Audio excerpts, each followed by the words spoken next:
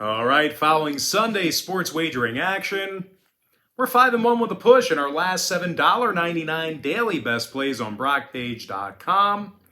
And the link for today's $1.99 daily best play is in the description section below.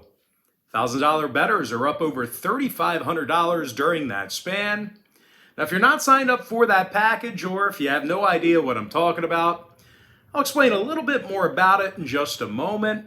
But before we go ahead and move on, just want to take a quick time out and welcome you to the video. My name is Brock Page and I do sports picks for free right here on YouTube. I also sell my personal bets on BrockPage.com. I have packages on that website starting at just $1.99. Now, the purpose of these YouTube videos is to provide you with free informational sports betting content.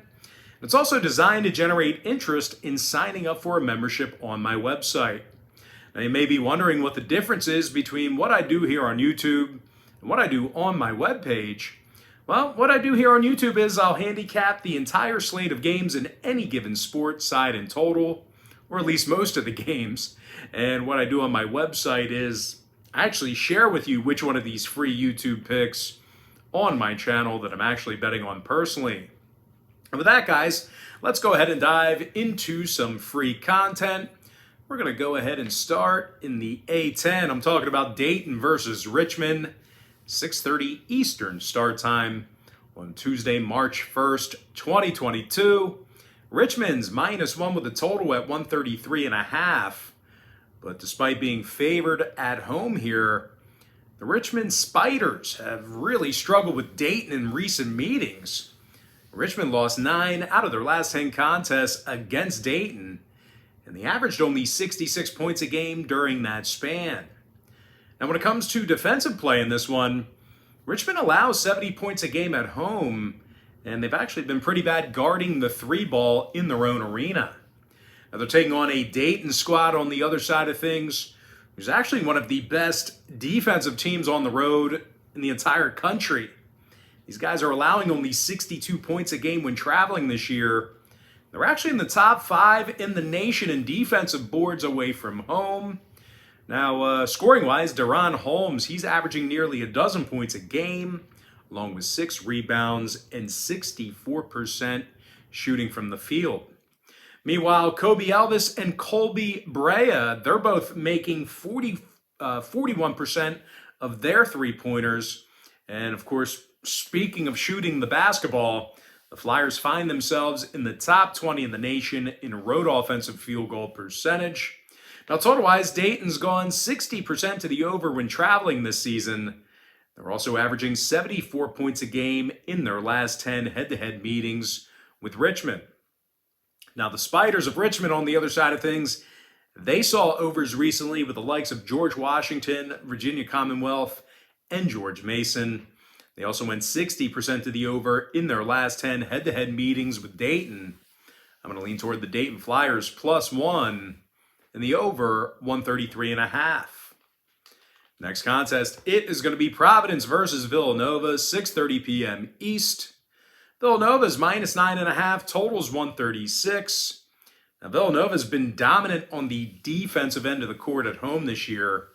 These guys are allowing only 57 points a game in the Pavilion.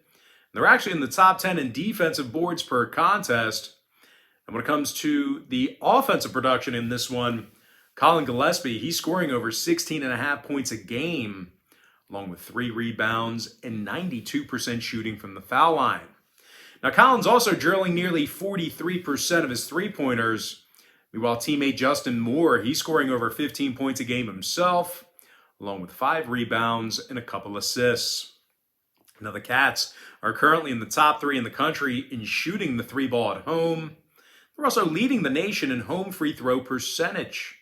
Now, they're taking on a Providence team who really doesn't score a whole lot when traveling, despite their impressive road record. The Friars are averaging only 67 points a game on the road this year. And in addition to that, they're shooting only 41% from the field in that very same category. So I know their defense has really kept them in it, but you're going to have to score some points against a team like Villanova on their home court. Now, Providence has also struggled with shooting from the stripe on the road. They're making only 67% of their free throws away from their home court this year. When it comes to the total in this one, 5 out of Providence's last 8 road games fell under the posted number. They also went 70% to the under in their last 10 meetings with Villanova, so if you're into historical trends, you certainly want to think about that one there. Meanwhile, the Wildcats went 7-5 to the under in their last dozen at home. I'm going to lean toward Villanova, -9.5. And the under 136. And with that, guys, we're going to jump into our next and final matchup for part 1. It is going to be Akron versus Ball State. And that is going to be a 7 o'clock Eastern start time. Akron's -2.5 with the total at 143. Now, Akron won their last 3 straight, and they actually play some of the best road defense in the nation. These guys are allowing only 63 points a game when they travel. That puts them in the top 15 in the country in that particular category. Now, they're also in the top 25 in the country in defensive rebounding per game. When it comes to the scoring in this one, Ali is scoring over 14 points per contest, along with 3 rebounds and a couple assists. Now, Ali Squared has also been really good shooting from beyond the arc. Meanwhile, Enrique Freeman, he's scoring over 13 points a game himself, along with 11 rebounds. And when it comes to head-to-head meetings between these two schools, Akron's averaging over 77 points a game in their last 10 contests against Ball State. And speaking of head-to-head meetings, well, Ball State lost 7 out of their last 10 games with Akron. And they covered the point spread in only 30% of those matchups. Now, the Cardinals' biggest problem this year has been their defensive play, or lack thereof, however you want to look at it. These guys are allowing nearly 78 points a game, and they're doing a terrible job defending the 3 ball. Now, total-wise, 6 out of Ball State's last 9 contests got over the posted number. Meanwhile, Akron, on the other side, they saw 3 out of their last 4 get over the line themselves. I'm going to lean toward Akron, -2.5, and the over 143. And with that, guys, that's going to do it for me. Don't forget to check me out on Pt.1. Now, guys, if you were thinking about getting a membership on my website, just keep in mind, you're going to get billed the day you sign up and then the first of every month following that. I always tell folks in every single video, the earlier in the month you sign up, the better. And guys, if you want to get access to every single bet that I give out on that website, you're going to want to think about signing up for my board member tier package. But most importantly, guys, got to thank you for joining me right here on YouTube. Really hope you enjoyed all this great free content, all this great free information. With that said, guys, happy Monday or Tuesday to you, depending on when you're watching this. Best of luck to you. And I look forward to seeing you later on today on my website at brockpage.com.